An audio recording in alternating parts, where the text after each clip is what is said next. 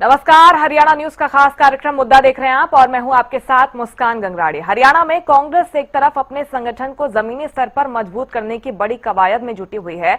Block स्तर पर बड़ी संख्या में नियुक्तियां कर पार्टी ने संगठन को धार देने की कोशिश की, लेकिन इस बीच पार्टी के भीतर से उठते असहमति के सुर भी अब खुलकर सामने आने लगे हैं। परमिशन लेटर विवाद को लेकर विधायक जस्सी पेटवाड़ के बयान ने नई सियासी बहस को जन्म दे दिया है। जहां एक ओर संगठन विस्तार को लेकर पार्टी उत्साहित नजर आ रही है, वहीं दूसरी ओर अंदरूनी सवालों ने माहौल को और भी गर्मा दिया है। इसी को लेकर एक रिपोर्ट आपको दिखाते हैं।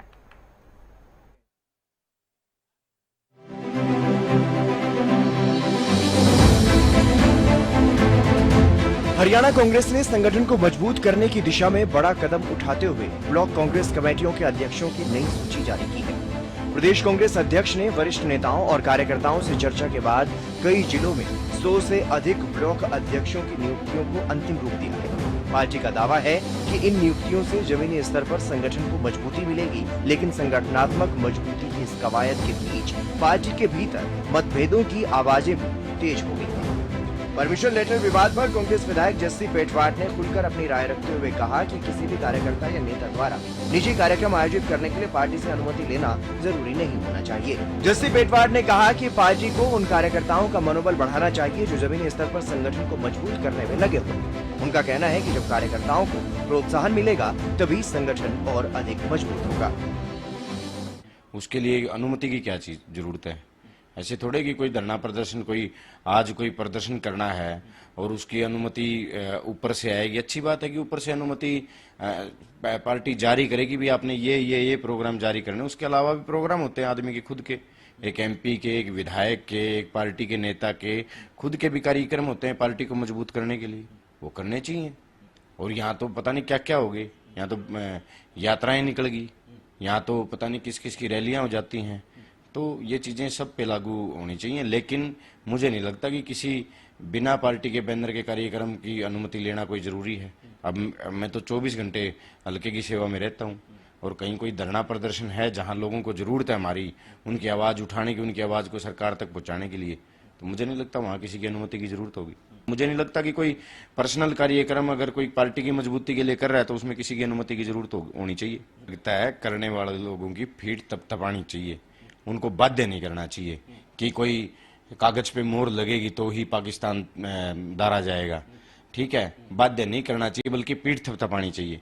अगर कोई पार्टी के आदेश के अलावा, एक तो पार्टी के आदेश आते हैं वो कार्यक्रम तो सब करते ही हैं, उनके अलावा भी कोई अगर कार्यक्रम कर रहा है, सरकार की पोल जनता के सामने खोल रहा है, प्रेस कॉन्फ्रेंस कर रहा है, पार्टी का मजबूत पक्ष रख रहा है, तो मुझे नहीं लगता कि उसके ऊपर इस तरीके की पाबंदियां लगनी चाहिए, बल्कि उसकी तो पीठ थपथपानी चाहिए कि आप अच्छा काम कर रहे हो, कांग्रेस पार्टी की मजबूती के लिए काम कर रहे हो, वो तो पीठ थपथपानी चाहिए। पार्टी के भीतर एक तरफ जहां संगठन विस्तार को लेकर उत्साह है, वहीं दूसरी तरफ इस तरह के बयानों ने अंदरूनी बहस को भी हवा दे दी है। राजनीतिक गलियारों में इसे पार्टी की अंदरूनी रणनीति और असंतोष दोनों के तौर पर देखा जा रहा है। कुल मिलाकर कांग्रेस हरियाणा में दो अलग अलग तस्वीरें सामने आ रही हैं। एक तरफ संगठन को मजबूत करने की तेज कोशिश और दूसरी तरफ भीतर से उठते सवाल। अब देखना होगा कि पार्टी नेतृत्व इन दोनों पहलुओं को कैसे संतुलित करता है। क्या संगठन विस्तार से एकजुटता मजबूत होगी या फिर अंदरूनी मतभेद और गहराएंगे? नजरें अब इसी पर टिकी हैं। Bureau report, Haryana news.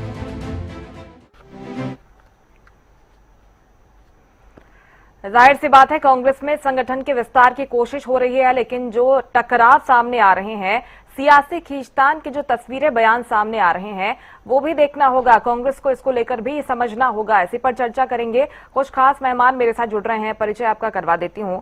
BJP प्रवक्ता राजकुमार कटारिया जी आगे जुड़ेंगे। कांग्रेस प्रवक्ता कृष्ण शर्मा बस्ताड़ा जी हमारे साथ जुड़ गए हैं, आपका बहुत स्वागत है सर। इनेलो प्रवक्ता ओमकार सिंह जी जुड़ गए हैं, ओमकार जी बहुत स्वागत है आपका।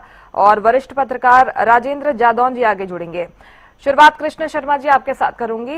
ये जो कोशिशें नजर आ रही हैं कांग्रेस पार्टी की संगठन के विस्तार की, जमीनी स्तर पर पार्टी को मजबूती मिले, अच्छी कोशिश है, लेकिन पहला सवाल ये कि 12 साल क्यों लग गए, अभी तक संगठन क्यों नहीं था, ब्लॉक अध्यक्षों की नियुक्ति अब तक क्यों नहीं हो पाई थी? इसके साथ ही जो बयान सामने आ रहे हैं, जो लेटर राव नरेंद्र की तरफ से जारी किया गया, उसके बाद जस्सी पेटवाड़ को आपने सुना होगा, अशोक अरोड़ा का जो बयान सामने आया है वो भी आपने सुना होगा। इस पर आपकी क्या कुछ राय है, क्या प्रतिक्रिया? फिर फोन कट गया। मैडम जी, पहले तो आपको और आपके चैनल को और मेरे जो साथी पैनलिस्ट बैठे हैं सबको प्रणाम, नमस्कार। देखिए, पहले तो मैं आपके चैनल के माध्यम से हरियाणा वासियों को, अपने नवयुक्त ब्लॉक प्रधानों को बधाई देना चाहूंगा कि वो राहुल जी के जो संगठन सृजन अभियान था उसके तहत वो चुने गए हैं। नव निर्वाचित सभी ब्लॉक अध्यक्षों को मतलब बधाई हो।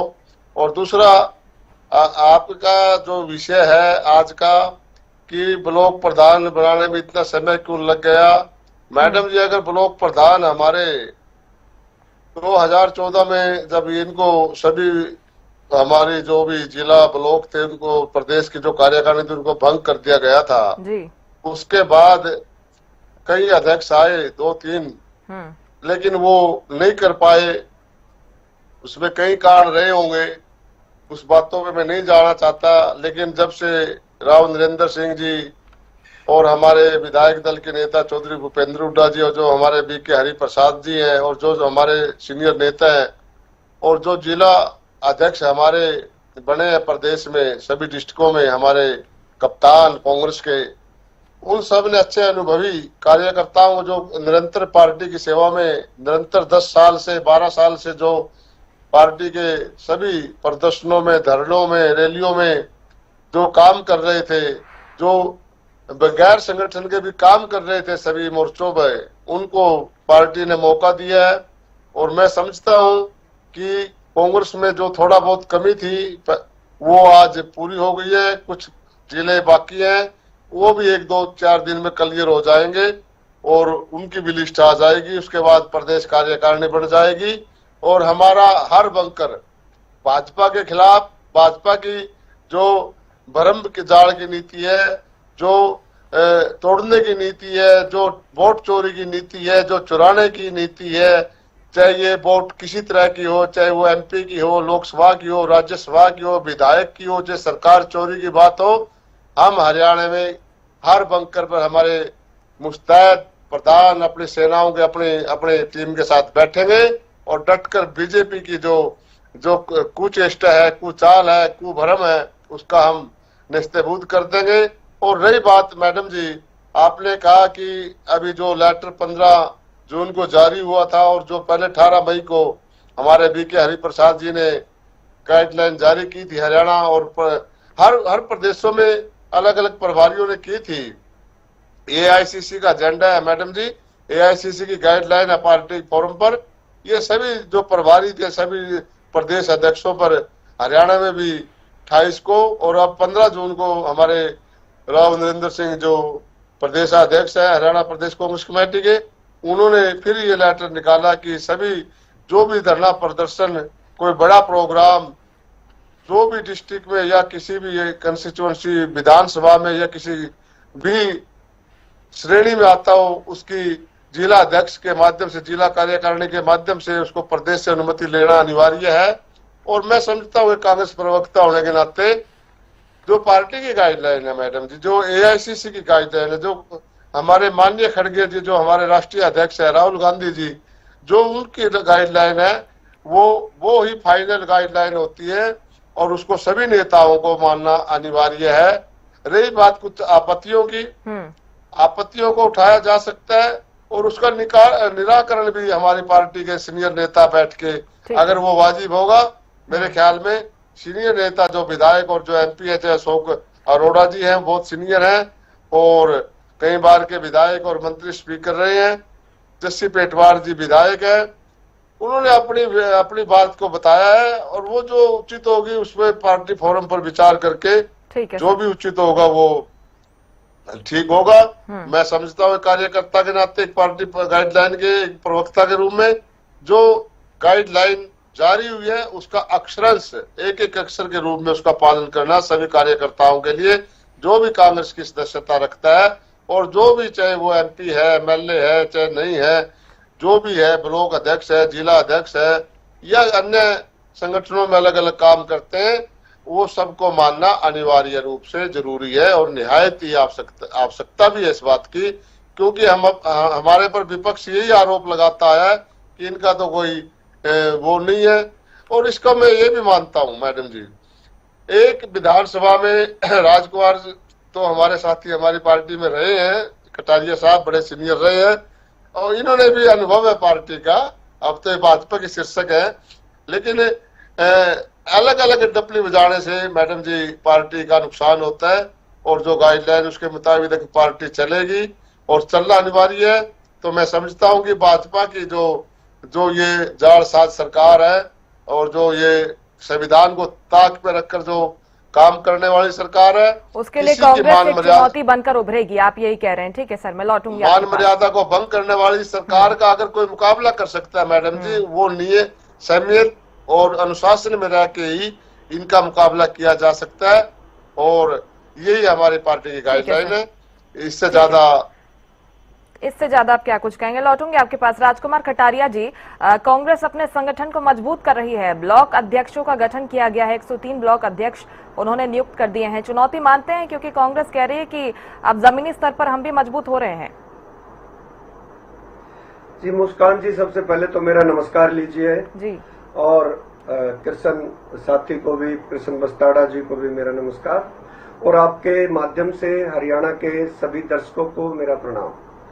मैंने आपकी जो लास्ट की कुछ लाइनें हैं वही सुन पाया है कृष्ण जी का, क्योंकि वो बाद में कनेक्ट किया है ऑडियो।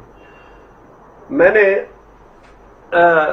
आज पता चला अभी 3-4 बजे एक खबर आई कि भाई 103 के करीब जो है इनके जो ब्लॉक अध्यक्ष नियुक्त हुए हैं।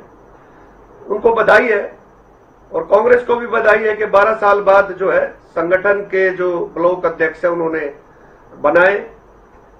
करीबन मेरे ख्याल 150 के करीब होने चाहिए थे, अभी 50 तो बना भी नहीं पाई हैं।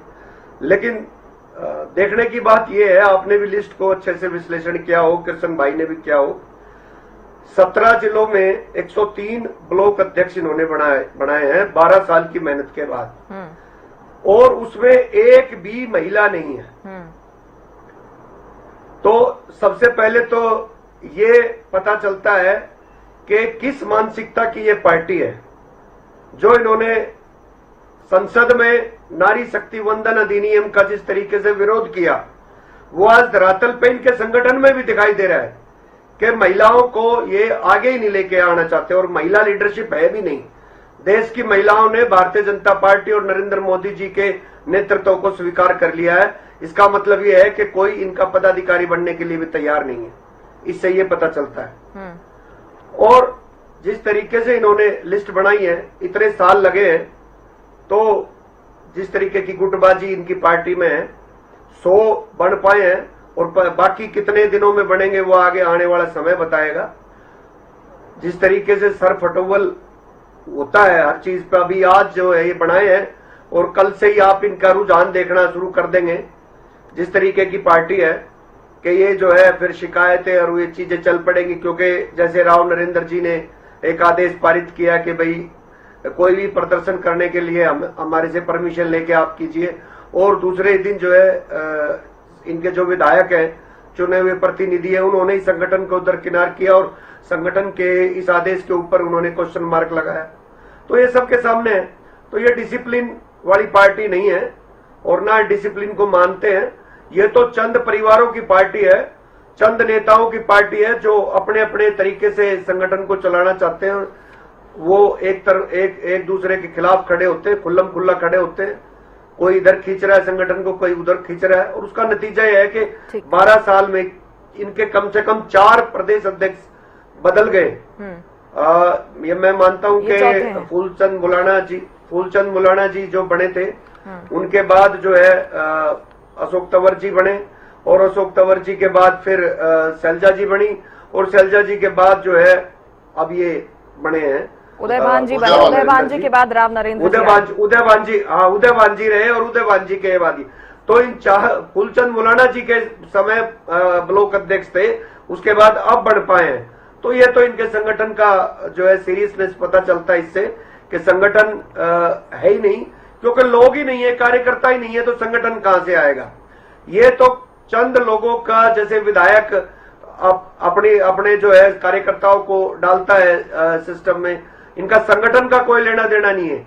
ये अपनी अपनी दुकान चला रहे हैं।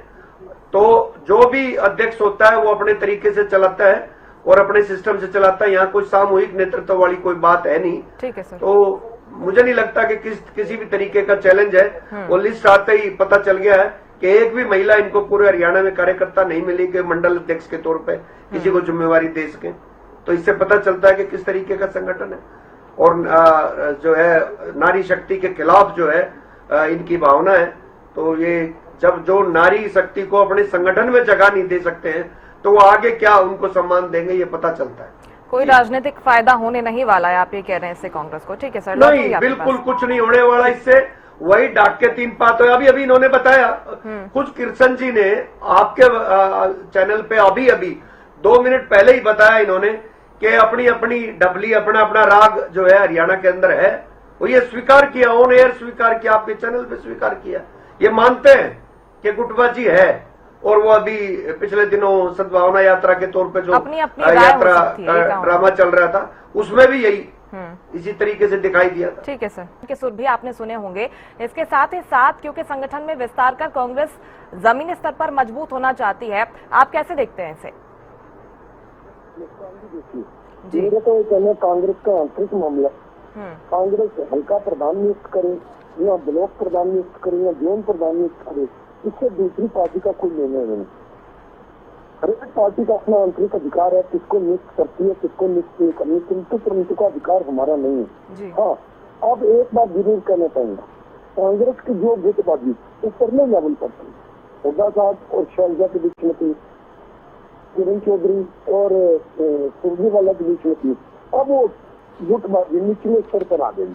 जब कांग्रेस के जिला प्रधान बने तभी मैंने एक बात कह दी थी, जो गुटबाजी इस वक्त प्रदेश लेवल पे है वो जिला लेवल पे आ जाएगी, क्योंकि कुछ जिला अध्यक्ष शैलजा के होंगे, कुछ जिला अध्यक्ष हुड्डा के होंगे, कुछ सुरजेवाला के होंगे।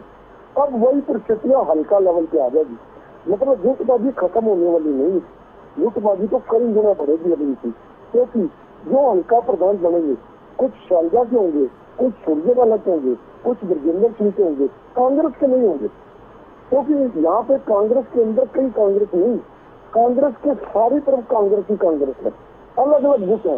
और परिस्थितियां क्या है, दिक्कत क्या है, प्रत्येक गुट का जो अध्यक्ष है वो अपने आप को मुख्यमंत्री बनाना चाहता है। ये बहुत बड़ी विडम्बना है।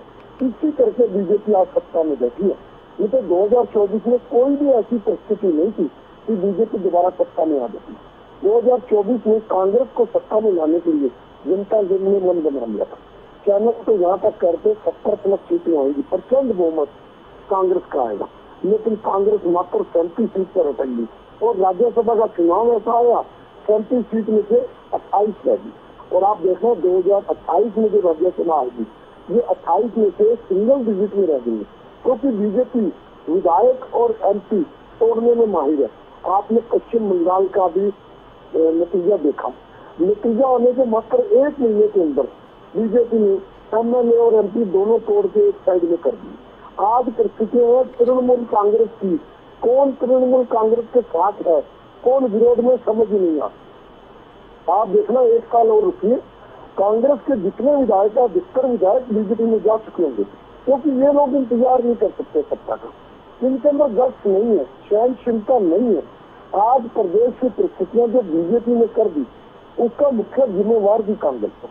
अगर कांग्रेस में कमियां न होती 2024 में प्रदेश की जनता कांग्रेस को सत्ता सौंप रही थी।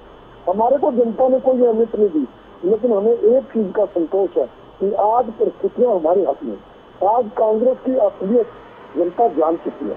जनता ने देख लिया कि इनको 37 विधायक दिए थे, इनसे 37 विधायक नहीं संभले, 37 के 28 रह गए। इनको 70+ सीटें देनी थी और इनके पास मात्र 37 सीटें आई। आज जनता ये देख चुकी है इनको प्रदेश से कोई मतलब नहीं। प्रत्येक धड़े का जो मुखिया है वो मुख्यमंत्री बनना चाहता है, चाहे वो हुड्डा हो चाहे शैलजा हो। आज परिस्थितियां ऐसी बन चुकी है, अब इनमें गुटबाजी खत्म करने की कोई परिस्थितियां नहीं है। ये एक ऐसी बीमारी बन चुकी है जिसका इलाज नहीं। गुटबाजी और कांग्रेस को ले दीजिएगी। आप देखना 2029 के चुनाव से पहले कांग्रेस की परिस्थितियां बीजेपी बहुत बीमारी कर देगी। आज ही देख लीजिए कितने विधायक बीजेपी ने तोड़ लिए इनके, और अभी तो 3 साढ़े 3 साल पड़े हुए हैं। आने वाले टाइम में कांग्रेस की परिस्थितियां बहुत अजीब और अजीबोगरीब होंगी। हाँ, हम इस जंग से जितमोगी हैं। हमने 2019 में देख रखा, हमारे में तो मात्र एक गद्दार था जिसकी वजह से हमारी एक सीट रह गई। 19 सीटें थी हमारी 2014 में, 2019 में एक रह गई, 2024 में 2 सीट आई, क्योंकि जनता ने हमारे को किसी गिनती में नहीं रखा। कारण था जनता बीजेपी को हटाना चाहती थी, कांग्रेस को लाना चाहती थी, लेकिन जनता को यह नहीं मालूम था कि कांग्रेस की गुटबाजी इस कदर हैवी होगी कि कांग्रेस 35 सीट पर चली जाएगी। अगर जनता को यह परिस्थितियां भाप ली होती, जनता इनका अनुमान लगा लेती, तो कांग्रेस की 35 नहीं आती, फिर हम बराबर में खड़े हो जाते। आज एक चीज का हमें संतोष है कि जनता के बीच में चाहे कोई भी मुद्दा हो, उसको 35 विधायकों में कांग्रेस नहीं उठा पाती। 2 विधायकों में इनालों सड़क से लेकर विधानसभा तक उठाती है, और प्रत्येक इनालों का कार्यकर्ता और नेता जनता के प्रत्येक कार्य के प्रति कृत संकल्प और समर्पित है। ठीक है ओमकार जी, ओमकार जी, ठीक है, ओमकार जी, एक मिनट जी, ओमकार जी, मैं बोलूं मुस्कान जी? राजकुमार जी लौट रही हूँ आपके पास। एक रिएक्शन राजेंद्र जादौन जी का मैं ले लूं, फिर लौटती हूँ आपके पास। राजेंद्र जी, 2 सवाल उठते हैं इस चर्चा में। ब्लॉक अध्यक्षों की नियुक्ति से संगठन मजबूत होगा आपको लगता है? इसके साथ ही जो कांग्रेस में फैसलों पर सहमति नहीं बन पा रही है, उसको आप कैसे देखते हैं? जादौन जी सुन पा रहे हैं मुझे आप? राजेंद्र जी, चलिए लगता है उन तक आवाज पहुंच नहीं पा रही है। जी बोलिएगा, राजकुमार जी आप बोलिए, क्या कहना चाह रहे हैं? जी, ओमकार जी ने लंबे चौड़े आरोप लगाए भारतीय जनता पार्टी पर कि सरकार तोड़ दी, एमएलए तोड़ दिए, 37 एमएलए में से 28 रह गए। मैं इनसे पूछना चाहता हूं कि 98 में चौधरी बंसीलाल जी की जो सरकार किसने तोड़ी थी और किसने बनाई थी, किस तरीके से बनाई थी? आ रही है सर आपकी आवाज, क्या वो पता नहीं है? ये क्या भूल गए हैं या इनकी मेमोरी शॉर्ट है? ये अपने तरीके से आपने पश्चिम बंगाल में क्या किया जनता जानती है। क्या मैं आपसे पूछना चाहता हूँ, मेरी बात सुनिए ओमकार जी, कोई विधायक अपनी पार्टी में से अलग होकर के अलग गुट बनाता तो भारतीय जनता पार्टी का उसमें क्या कसूर? बताइए। सुन लीजिए आप प्लीज। एनसीपीआई पार्टी के अंदर वो गए हैं और एनडीए का समर्थन किया, एनसीपीआई पार्टी में गए और एनडीए का समर्थन किया, तो उसमें हमारा क्या कसूर है? मतलब भारतीय जनता पार्टी के ऊपर आरोप लगाना क्योंकि हम सत्ता में, बड़ा आसान है जनरल एलिगेशन लगा करके कि भाई हम कर रहे हैं। आप अपने विधायकों को किसी पार्टी के विधायकों को रोकना उसका काम है। उसने अलग दल बनाया, अलग गुट बनाया और किसी पार्टी में विलय किया गए, तो उसमें हमारा क्या? इसलिए जा रहे हैं वो, ठीक है, आप दोनों तो फायदा, ठीक है, बेनिफिशियरी हम हो सकते हैं, लेकिन उसमें हमारी मर्जी से जा रहे हैं। अगर जा रहे हैं तो अपनी मर्जी से जा रहे हैं, आप ये कह रहे हैं, ठीक है, अपनी मर्जी से जा रहे हैं, ठीक है। राजेंद्र जी, जनरल आरोप। लेकिन दिक्कत ये है ओमकार जी, भूल गए कि क्या 98 में उनके लीडर ने सरकार नहीं तोड़ी थी, सरेआम सरकार की डकैती की थी, और आज यहाँ पर बैठ करके बड़ी बड़ी बातें कर रहे हैं। राजकुमार जी, सुना मैंने आपने क्या कुछ कहा। आवाज आ रही जादौन जी आपको? आप इस पूरे घटनाक्रम को किस तरह से देखते हैं? क्योंकि ब्लॉक अध्यक्षों की नियुक्ति की है कांग्रेस पार्टी ने, और जिस तरह से जो लेटर जारी हुआ था, कोशिश यही नजर आती है कि जमीनी स्तर पर अपने कार्यकर्ताओं को पार्टी एक्टिव करना चाहती है, लेकिन इसके बाद भी जो कुछ विधायक हैं, विरोध के सुर उनके हमको सुनाई देते हैं। कैसे देखते हैं आप इसे? नहीं, देखिए ऐसा है कि ब्लॉक अध्यक्षों की नियुक्ति हुई है तो वो तो स्वाभाविक है कि बहुत लंबे समय बाद और सालों बाद हो पाई है जी। और वो जो है एक बड़ा टारगेट था कांग्रेस के लिए, बड़ा कठिन कार्य साबित हो रहा था। ब्लॉक अध्यक्षों की नियुक्ति, जिला अध्यक्षों की नियुक्ति, प्रदेश अध्यक्ष तो बदलते हैं, लेकिन ग्राउंड पर संगठन जो है लापता रहा। और वो जब उस पर सवाल किया जाता तो वो कहते थे हमारे जो है प्रदेश प्रतिनिधि हैं वो काम कर रहे हैं, क्योंकि प्रदेश प्रतिनिधि तो चुने ही जाते थे, एआईसीसी के प्रतिनिधि भी चुने जाते थे, वो कर रहे हैं, वो संगठन को संभाले हुए हैं, लगातार यही चलता रहा। लेकिन बड़ी मशक्कत के बाद ब्लॉक अध्यक्ष नियुक्त हुए हैं, जिला अध्यक्ष नियुक्त किए गए। अब लग रहा है कि संगठन का ढांचा जो है, कांग्रेस का संगठन जरा धरातल जमीन पर पहुंचा है जी। लेकिन अब अभी भी ये उम्मीद, ये बात कही गई है कि सभी गुटों को साधते हुए ब्लॉक अध्यक्षों की नियुक्ति की गई। तो गुटों को साधना मुझे लगता है कि पर्याप्त रूप से की गई होगी, उम्मीद की जाती है, ताकि कोई इनको लेकर अब इनकी घोषणा के बाद कोई खींचतान सामने ना आए। नहीं तो फिर भी ये है कि ये ब्लॉक अध्यक्ष हमारा नहीं बन पाया और हमारे कम बने, हमारे कुछ ज्यादा बन गए, तो इस तरह के जो आरोप प्रत्यारोपों का सिलसिला मुझे लगता है कि अब पैदा नहीं हो, क्योंकि कांग्रेस में जो है अनुशासन और एकजुटता बहुत बड़ी चुनौती है और उसी की वजह से ये जिलाध्यक्ष और ब्लॉक अध्यक्षों की नियुक्ति में इतने साल लग गए। लेकिन चलिए हुआ है तो सबकी एक राय बनी रहे कि जो नियुक्तियां हुई हैं वो ठीक हुई है। 180 ब्लॉक अध्यक्ष नियुक्त किए जाने हैं, उसमें से अभी 104 बताया गया और कभी 76 जो है अभी फिर भी बाकी है। तो बाकी की जो नियुक्तियां हैं वो भी जल्दी हो और संगठन एकजुट होकर काम करे, क्योंकि देश में समस्याएं बहुत हैं, कई राजनीतिक चुनौतियां हैं, कई लोकतांत्रिक चुनौतियां हैं। तो देखते हैं कि अब कांग्रेस अपने आप को किस तरह से। ठीक है कृष्ण शर्मा जी, एक सवाल तो ये उठ रहा है कि आपने इतने ब्लॉक अध्यक्ष नियुक्त कर दिए हैं, लेकिन एक भी महिला को उपयुक्त क्या नहीं समझा गया है कि वो ये जिम्मेदारी संभाल सकती है? देखिए ये तो मुस्कान जी, राजेंद्र जी, आपकी आवाज कर देती है, लौटूंगी आपके पास। बोलिए कृष्ण शर्मा। हेलो, हाँ जी बोलिए। बड़ी खुशी की बात यह है कि हमारे जो विपक्ष के साथी बैठे हैं यहाँ पे, इन्होंने हमारी, मेरी आवाज आ रही है मैडम? के पास कोई जवाब ही नहीं है। बड़ी खुशी है कि ये हमारे पार्टी के प्रति इतनी चिंता रखते हैं और ये लोकतंत्र की अच्छी खूबसूरती है। लेकिन राजकुमार जी की पार्टी जो है वो राष्ट्र लेवल पर तोड़ फोड़ पे लगी हुई है।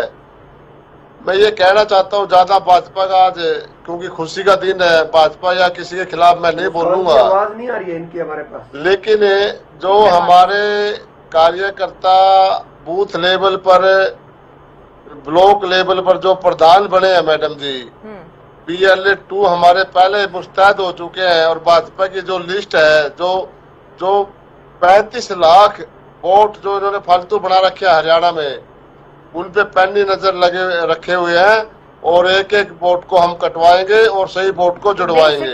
समझ गए मैं। और रही मैडम की बात ब्लॉक अध्यक्ष, महिलाओं की प्राथमिकता को लेकर, महिलाओं की बात है, क्यों नहीं दी गई है?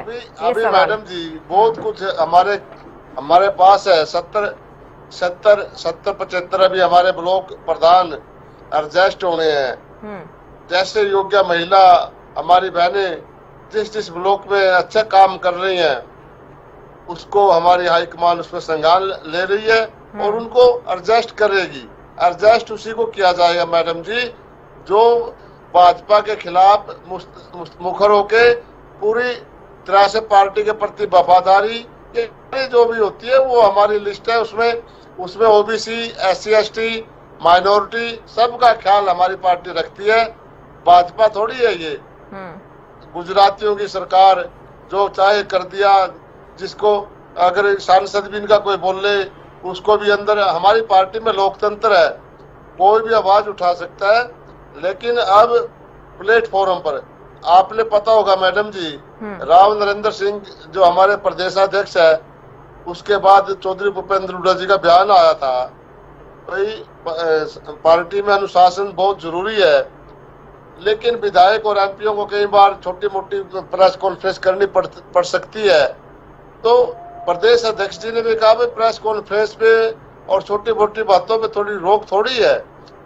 तो ये रोक, लेकिन लेटर में कहीं जिक्र नहीं है ना सर। इसमें तो खास तौर पर यही लिखा है कि कोई भी धरना, प्रदर्शन, रैली, कोई प्रेस कॉन्फ्रेंस अगर आप करते हैं तो आपको जिला अध्यक्ष के माध्यम से इसके बाद प्रदेश कार्यालय से अनुमति लेनी होगी और इसके बाद अगर अंदर खाने बातचीत हो जाए सर, अपनी आपत्ति वो प्रदेश अध्यक्ष के पास पहुंच जाए, प्रभारी के पास पहुंच जाए, वहां पर रख दे, वहां से सुलझ जाए तो ठीक है। मीडिया के सामने अगर आएंगे आपके विधायक इस तरह के बयान देंगे तो चर्चा तो होगी सर इसके बाद।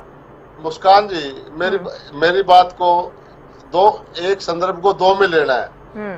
देखिए, एक तो जो पार्टी की प्रेस कॉन्फ्रेंस होती है, जो AIC से एजेंडा आता है मैडम जी, वो प्रदेश में हमारे प्रेस कॉन्फ्रेंस होती है, हमारे प्रवक्ता AIC से आते हैं और जो डिस्ट्रिक्ट में होती है मैडम जी वो प्रदेश से आते हैं।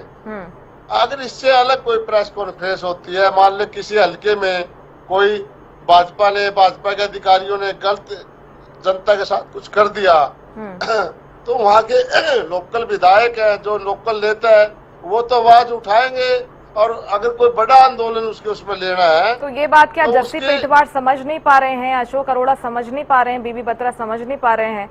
ये बात उनको नहीं, समझ में समझ आ रही पा- है ना सर? सम- फिर समझ क्यों बोल पा रहे हैं रहे वो, हैं। क्यों आपत्ति रख रहे हैं?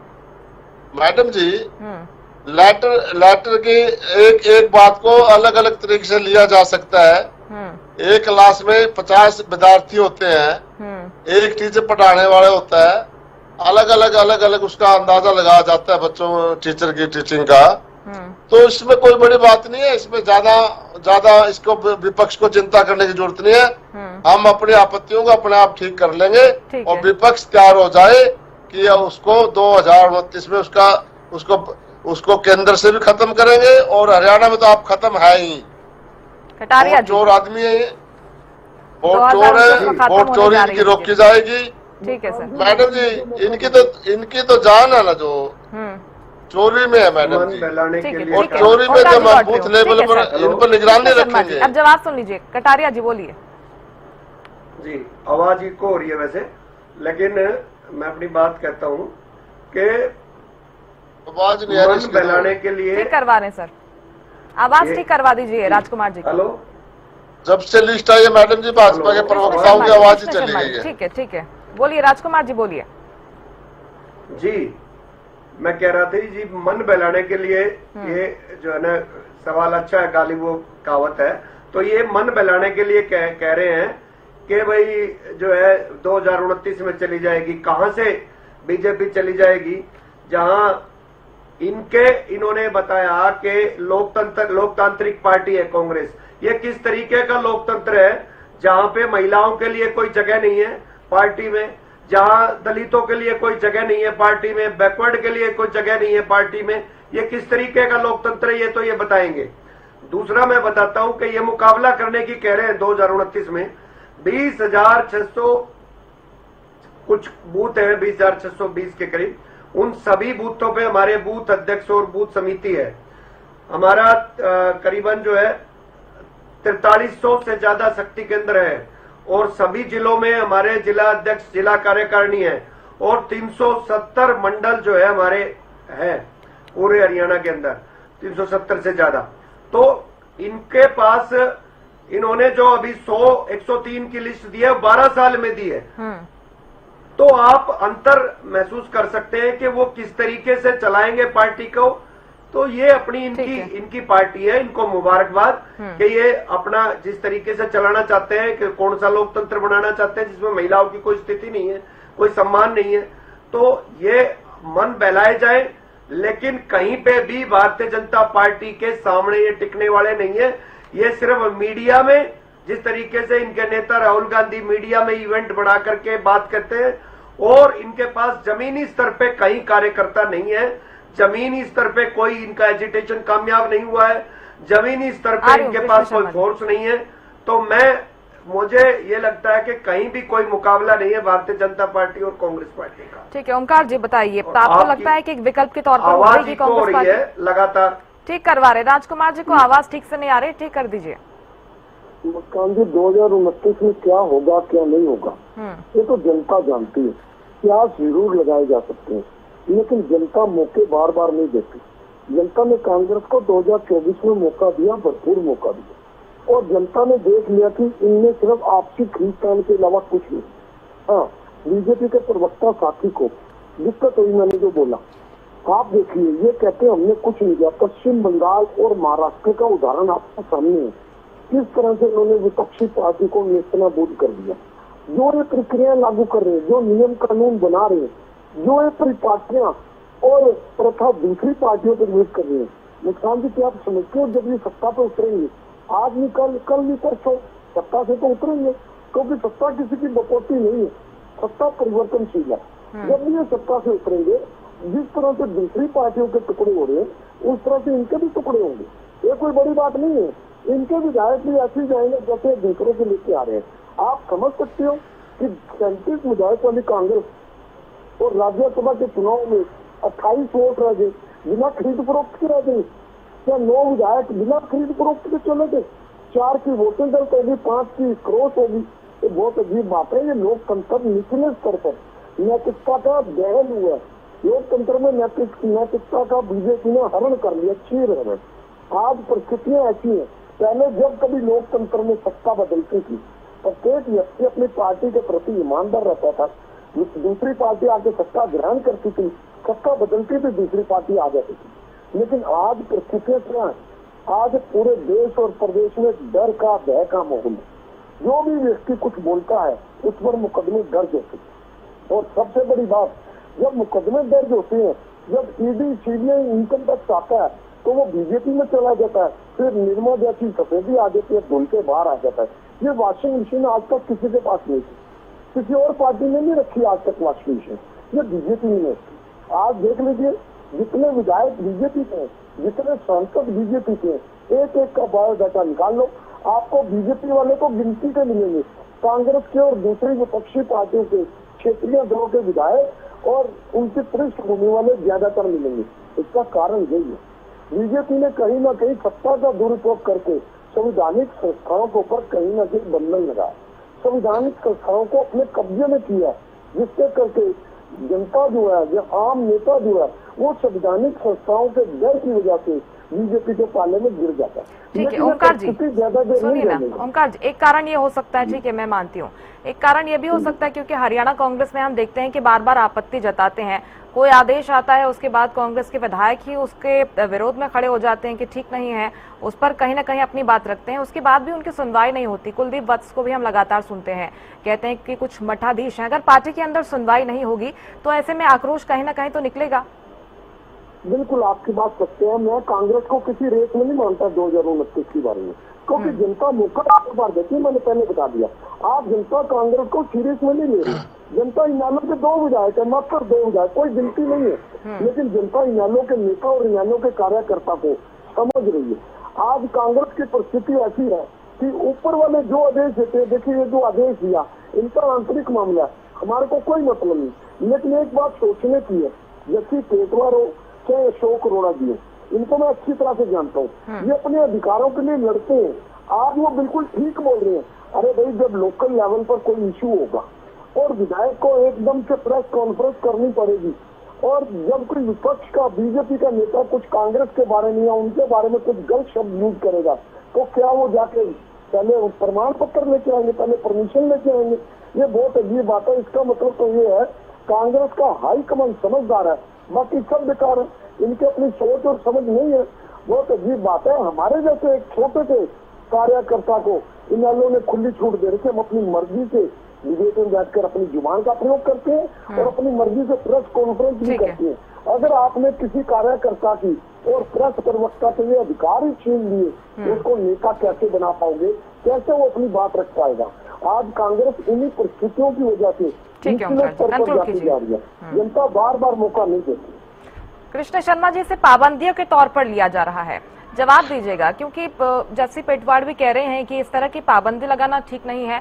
तारीफ करना चाहिए अगर कोई कार्यकर्ता अपनी मर्जी से जनहित में पार्टी की मजबूती अगर कुछ कार्यक्रम देता है, धरना प्रदर्शन रैली देता है, तो तारीफ करना चाहिए आपको। तो देखिए मैडम जी, पहले तो मैं भाजपा के प्रवक्ता के साथी का जवाब दूंगा और फिर मेरे भाई ओंकार जी का।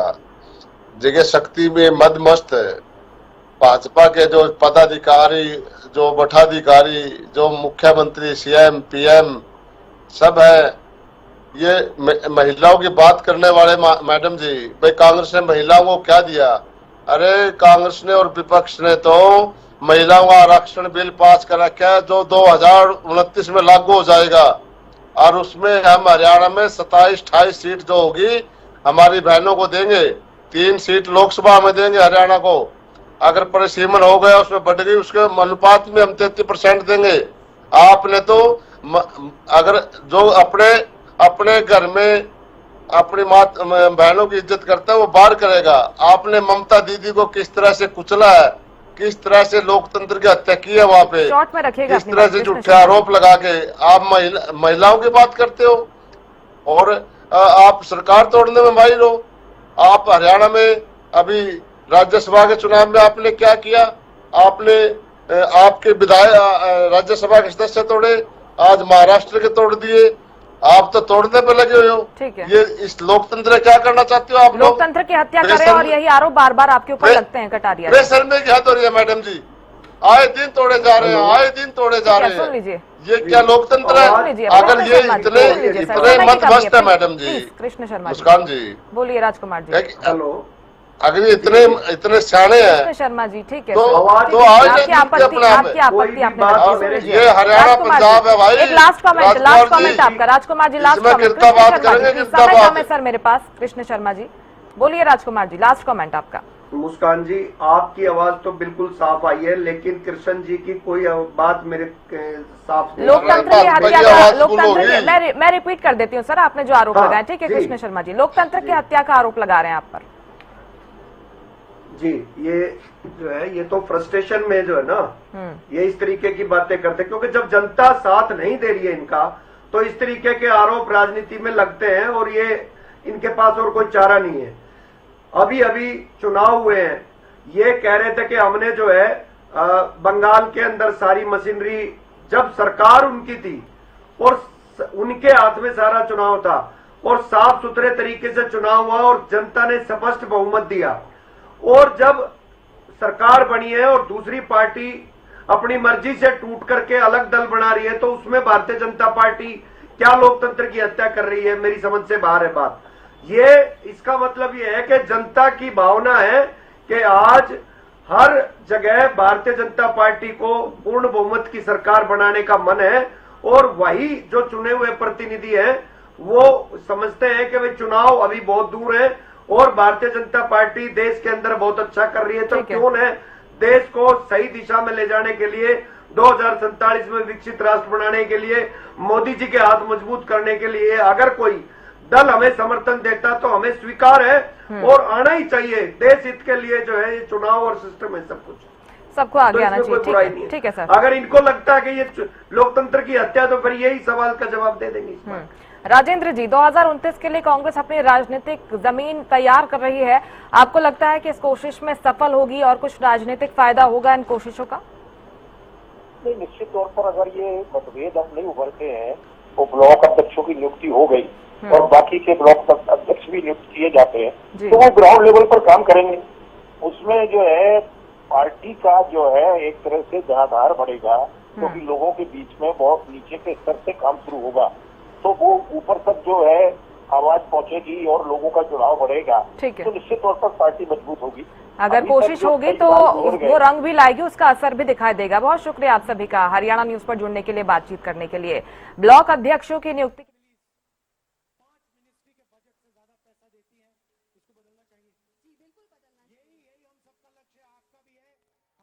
होगा। फिलहाल इस खास कार्यक्रम में इतना ही। आप देखते रहिए हरियाणा न्यूज। नमस्कार।